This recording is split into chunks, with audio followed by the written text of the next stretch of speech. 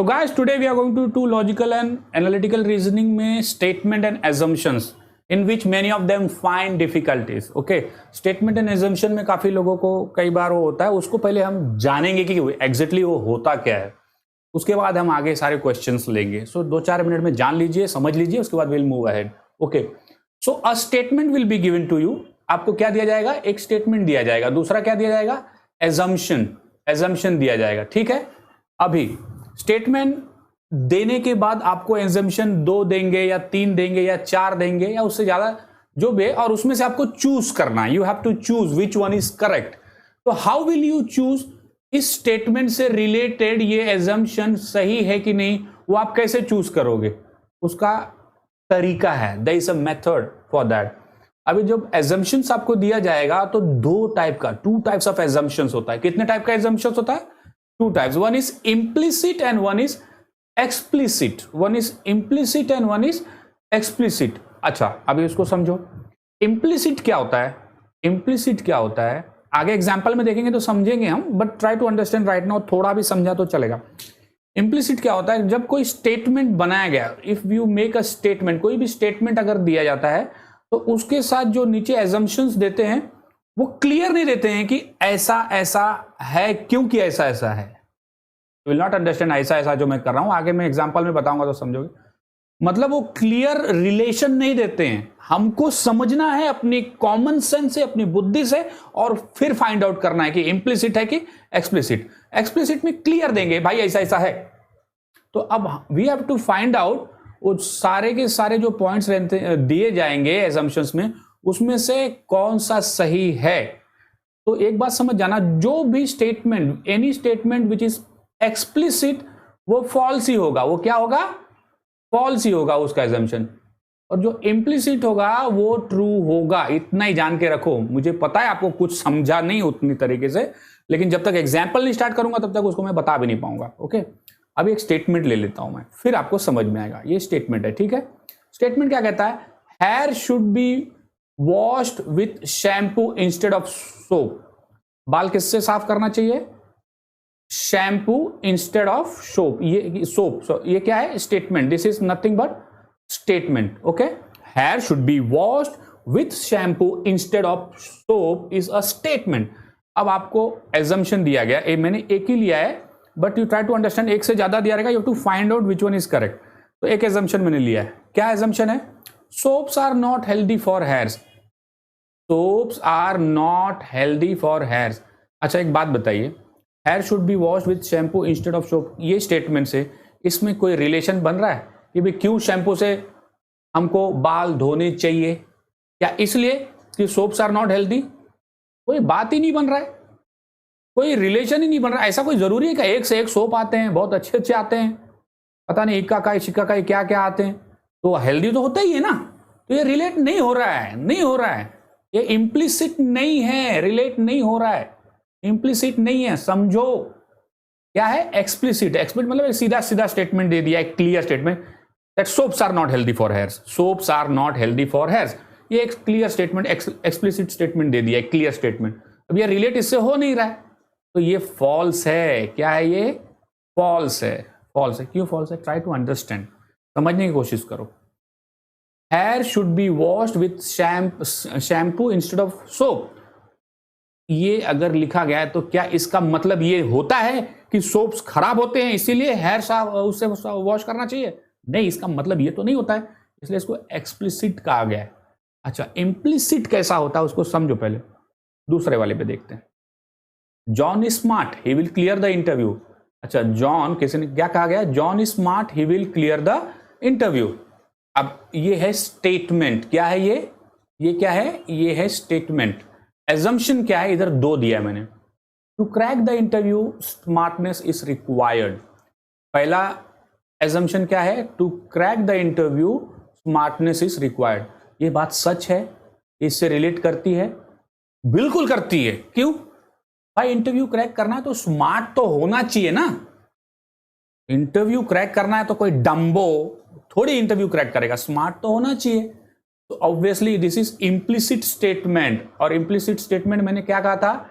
Implicit statement true होता है. तो ये भाई बैठ रहा है, ये परफेक्ट बैठ रहा है। हाँ, तो दूसरा देख लो, ये भी सही हो सकता है कि नहीं। देखो पहला स्टेटमेंट क्या है, John is smart, he will clear the interview. John क्यों इंटरव्यू क्लियर करेगा? Because he smart. दूसरा देखो, John will definitely crack the interview. क्या ये जरूरी है? वो स्मार्ट है, वो स्मार्ट है, लेकिन क्या जरूरी है कि हर स्मार्ट लोग इंटरव्यू क्रैक कर ही लेते हैं? नहीं जरूरी है। ये एक्सप्लिसिट स्टेटमेंट है, इसीलिए एक्सप्लिसिट कहा गया कि क्लियर एक डेफिनेशन दे दिया, भाई ऐसा ऐसा है। लेकिन ऐसा ऐसा है क्या? ये ऐसा ऐसा ऐसे ऐसे से रिलेट हो रहा है क्या इससे? नहीं हो रहा है, नहीं हो रहा है। एक्सप्लिसिट मतलब ये फॉल्स स्टेटमेंट है। क्या है? फॉल्स है। But this is correct. To crack the interview smartness is required. कहीं भी जाओगे, कुछ भी करो, स्मार्टनेस तो चाहिए। ये इससे एक तरीके से रिलेट हो रहा है कि भाई हाँ, this is implicit assumption. I hope you understood. थोड़ा बहुत समझा क्या? सॉल्व करते करते समझ में आएगा। देखो स्टेटमेंट एंड एजम्पशन में होता क्या है, एक स्टेटमेंट आपको, a statement will be given to you and two or more assumption will be given, two three or whatever, and you have to find out which one is correct. You have to find out which one is correct. तो जो implicit statement होता है वो correct होता है, जो explicit होता है वो क्लियरली एक स्टेटमेंट बोल दिया है, उसका कोई रिलेशन नहीं बन रहा है स्टेटमेंट से, वो फॉल्स हो जाता है। ठीक है, तो इसीलिए मैंने एग्जांपल दिया है, should be washed with shampoo instead of soap. ये कहा गया है, लेकिन इसका मतलब ये तो नहीं है कि सारे सोप खराब है। तो ये एक्सप्लिसिट स्टेटमेंट हो गया, ये एक्सप्लिसिट हो गया, बिकॉज इसका मतलब ये नहीं है कि सोप यूज करने से खराब होगा। ठीक है, हाँ। अब John is smart, he will clear the interview. ठीक है, John is smart, he will clear the interview, ये ठीक है। लेकिन John will definitely crack the interview जरूरी है क्या? नहीं, एक्सप्लिसिट स्टेटमेंट मार दिया आपने। To crack the interview smartness is required, ये बात सही है, ये बात रिलेट करेगी भाई, ये यूनिवर्सली देखा जाए तो बात सही है, स्मार्टनेस इज रिक्वायर्ड। तो ये इम्प्लिसिट स्टेटमेंट ये ट्रू है, इसको समझना है। अभी एक थोड़ा सा आपने साइड में देखा, on right hand side what is given, each, every, none, nobody, इस तरीके से कोई शुरू होता है मोस्टली। एक जस्ट हिंट है। तो नॉर्मली आप हमेशा पाएंगे कि वो एक्सप्लिसिट टाइप का स्टेटमेंट होता है और नॉर्मली फॉल्स होने के चांसेस बहुत ज़्यादा होते हैं। ठीक है, इतना समझो, इतना क्लियरली समझो, और कुछ नहीं है तो कमेंट बॉक्स में पूछो, लेकिन समझो उसको। ठीक है, आगे का क्वेश्चन हम देखते हैं। The reputed management institute in the city, Blue IIR. The reputed management institute in the city increased the fees by 300%. कोई बड़ा इंस्टीट्यूट था, कोई बड़ा इंस्टीट्यूट था, उसने फीस को बढ़ा दिया। 100 रुपया फीस मान लो था या 10,000 था, तो सीधा 30,000। ये है statement. Now understand, this is statement. What is the statement? That the reputed management institute in the city increased the fees by 300% from the next academic year. एक साल के बाद उन्होंने क्या किया? फीस को सीधा 300 गुना बढ़ा दिया। अब assumption क्या कहता है? Assumption क्या कहता है? Statement था। Assumption ये कहता है, institute may still attract a good number of students for all its courses.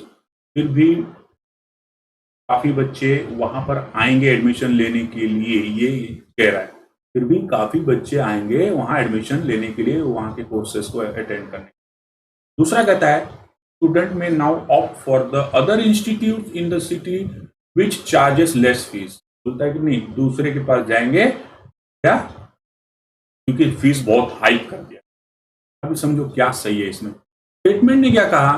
Reputed management in the management institute in the city ने क्या इंक्रीज किया? 300% से फीस बढ़ा दिया नेक्स्ट एकेडमिक ईयर से।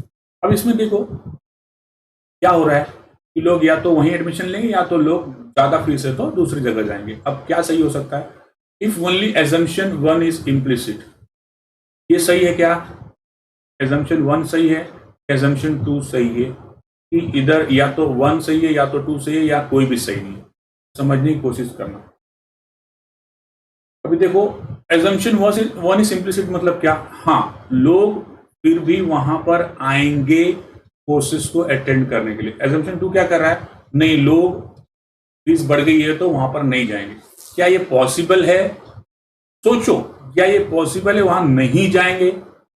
सीधा सीधा एक्सप्लिसिट स्टेटमेंट मार दिया है। जाएंगे क्यों नहीं? Because it is clearly said that it's an reputed institute है, वो माना हुआ इंस्टीट्यूट, कोई बड़ा इंस्टीट्यूट है।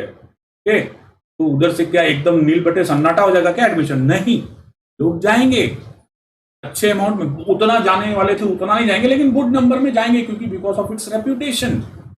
Okay, understood, understood. So this is not correct. This is not correct. What is not correct? 2 is not correct. 2 में कह दिया कि भाई वहां जाना बंद कर देंगे, नहीं जाएंगे, नया इंस्टीट्यूट जाएंगे. ऐसा पॉसिबल है क्या? Not possible. ये इम्प्लिसिट, ये रीजनेबल लगता है कि भाई जरूर ऐसा नहीं है कि all of a sudden zero हो जाएंगे, अच्छे अमाउंट में जाएंगे. अगर क्यों अच्छे अमाउंट में जाएंगे? क्योंकि इंस्टीट्यूट रेप्यूटेड भी था. ठीक है ना, एडमिशन जहां 500 होने वाला था वहां 200 300 होगा, लेकिन क्या नील बटे सन्नाटा नहीं होगा. तो ये इम्प्लिसिट स्टेटमेंट है, ये उसके साथ रिलेट कर पा रहा है. I hope you are getting.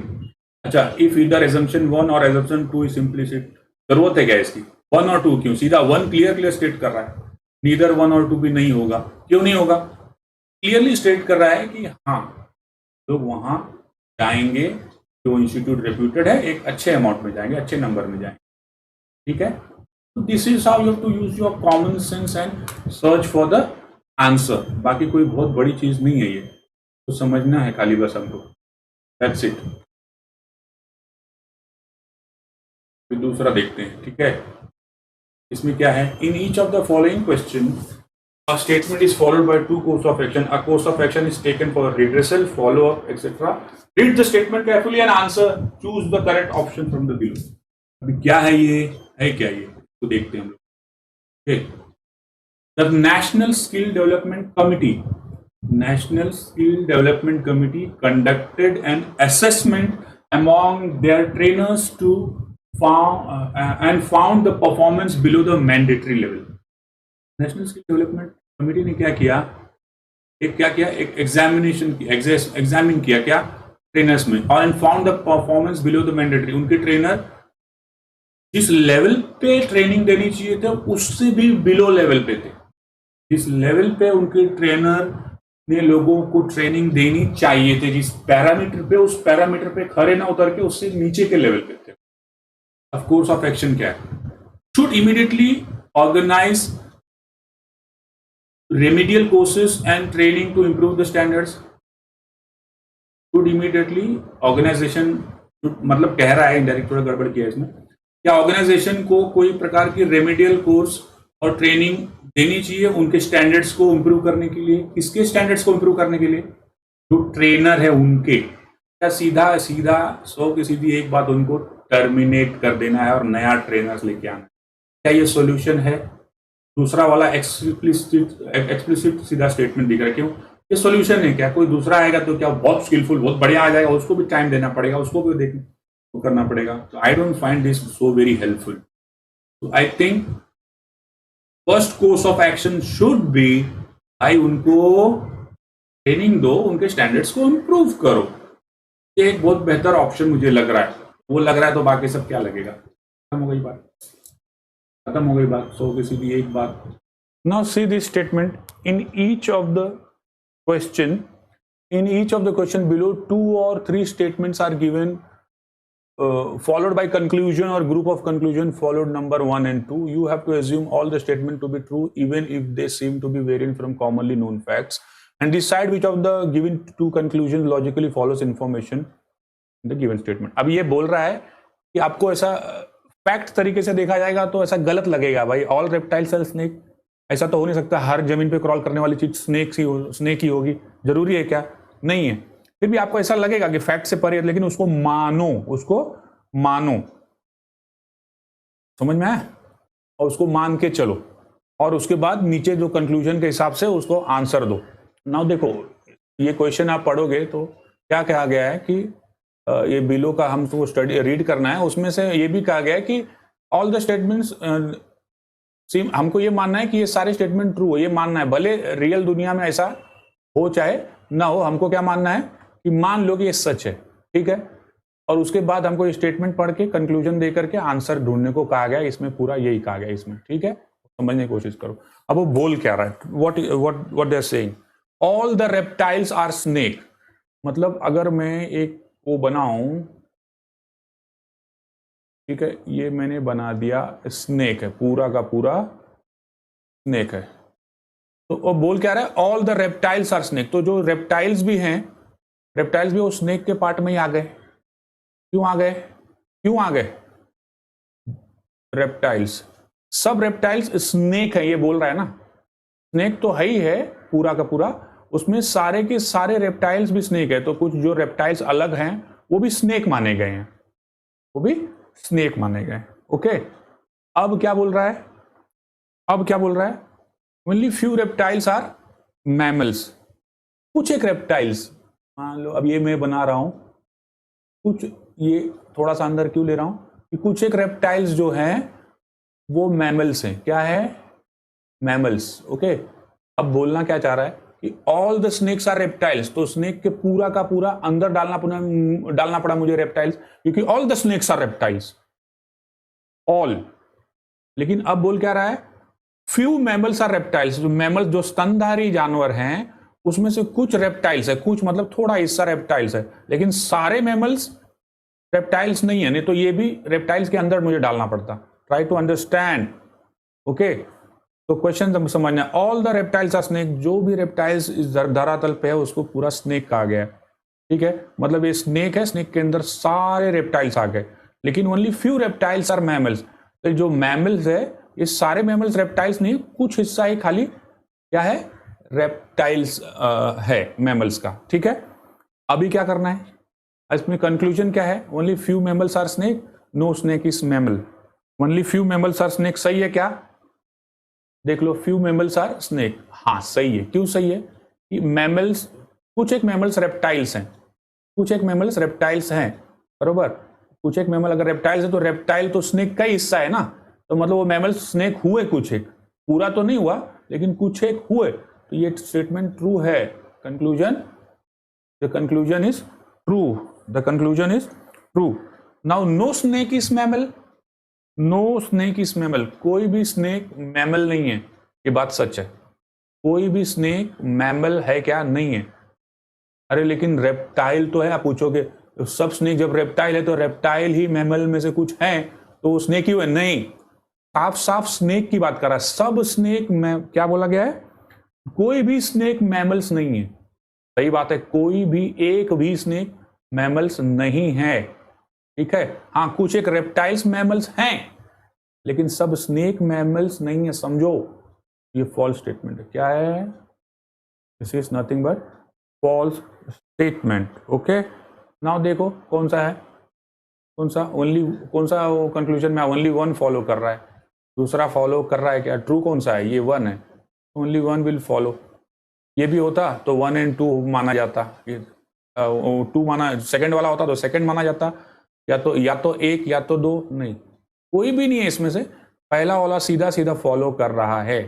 पहला वाला क्या फॉलो कर रहा है? कैसे फॉलो, समझने की कोशिश करो।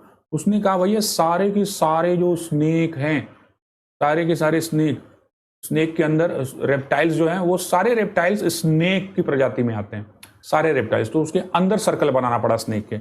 लेकिन फिर उसने कहा कि जो कुछ मैमल्स है वो रेप्टाइल्स की प्रजाति में आते हैं, कुछ, लेकिन सारे मैमल्स नहीं, तो रेप्टाइल्स में मैंने थोड़ा डाल दिया उसको, लेकिन सारे नहीं डालूंगा ना। अब क्या बोल रहा है? कुछ एक मैमल्स स्नेक्स हैं, बराबर है। ये जो मैमल्स है कुछ एक स्नेक की प्रजाति में आते हैं। क्यों आते हैं? क्योंकि रेप्टाइल स्नेक की प्रजाति में, तो मैमल्स कुछ रेप्टाइल्स के अंदर मैच हो रहे हैं, लेकिन एक भी स्नेक मैमल नहीं है। जो स्नेक है, क्लियर कट स्नेक, रेप्टाइल्स की बात नहीं कर रहा, वो एक भी मैमल नहीं है। ओके, तो सिंपल सी बात है कि only few mammals are snake, this is true, तो only one follows. Okay, you have to think a lot, then only you'll be able to understand.